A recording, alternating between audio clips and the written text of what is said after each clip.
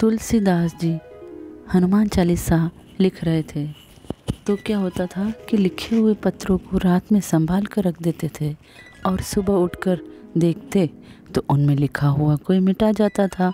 तुलसीदास जी ने हनुमान जी की आराधना की, हनुमान जी प्रकट हुए और तुलसीदास जी ने बताया कि मैं हनुमान चालीसा लिखता हूँ तो रात में कोई मिटा जाता है।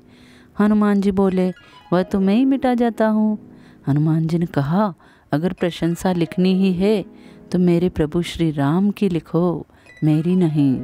तुलसीदास जी को उस समय अयोध्या कांड का प्रथम दोहा याद आया।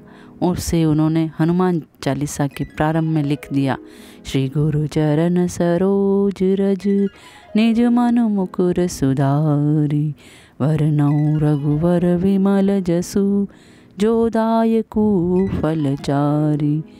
तो हनुमान जी बोले मैं तो रघुवर नहीं हूँ। तुलसीदास जी ने कहा आप और प्रभु श्री राम तो एक ही प्रसाद ग्रहण करने के उपरांत अवतरित हुए हैं, इसलिए आप भी रघुवर ही हैं। तुलसीदास जी ने याद दिलाया कि ब्रह्मलोक में सुवर्चला नाम की एक अप्सरा रहती थी जो एक बार ब्रह्मा जी पर मोहित हो गई, जिससे क्रुद्ध होकर ब्रह्मा जी ने उसे गिद्धी होने का श्राप दे दिया। वह रोने लगी।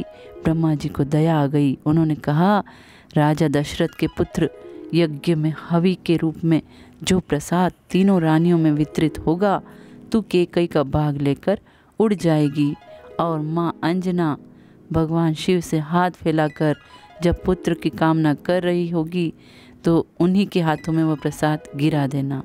तो गिद्धी ने ऐसा ही किया, जिससे ही तो प्रभु आपका जन्म हुआ, आप अवतरित हुए और प्रभु श्री राम ने भी तो स्वयं आपको अपना भाई कहा है, तुम मम प्रिय भरत ही सम भाई। तुलसीदास ने एक और तर्क दिया कि जब आप माँ जानकी की खोज में अशोक वाटिका में गए थे तो माँ जानकी ने आपको अपना पुत्र बनाया था। अजर अमर गुण निधि सुत होहु, करहु बहुत रघुनायक छोहु। जब माँ जानकी की खोज करके वापस आए थे तो प्रभु श्री राम ने स्वयं आपको अपना पुत्र बना लिया था। सुनो सुत तो ही उरिन में नाही, देखे करी विचार मन माही, इसीलिए आप भी रघुवर हुए। तुलसीदास जी का यह तर्क सुनकर हनुमान जी अंतर्ध्यान हो गए। संसार में बहुधा यह बात कही और सुनी जाती है कि व्यक्ति को ज़्यादा सीधा और सरल नहीं होना चाहिए और सीधे और सरल व्यक्ति का हर कोई फ़ायदा उठाता है। यह भी लोकोक्ति है कि टेढ़े वृक्ष को कोई हाथ भी नहीं लगाता है और सीधा वृक्ष ही काटा जाता है। दरअसल टेढ़े लोगों से दुनिया दूर भागती है, वहीं सीधों को परेशान किया जाता है। तो क्या फिर सहजता और सरलता का त्याग कर टेढ़ा हुआ जाए? नहीं, कदापि नहीं। पर यह बात जरूर समझ लेना, दुनिया में जितना भी सृजन हुआ है वो टेढ़े लोगों से नहीं, सीधों से ही हुआ है। कोई सीधा पेड़ कटता है तो लकड़ी भी भवन निर्माण या भवन श्रृंगार में ही काम आती है।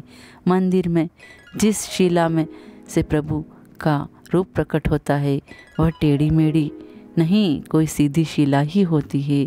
जिस बांसुरी की मधुर स्वर को सुनकर हमें आनंद मिलता है वो भी किसी सीधे बांस के पेड़ से ही बनती है।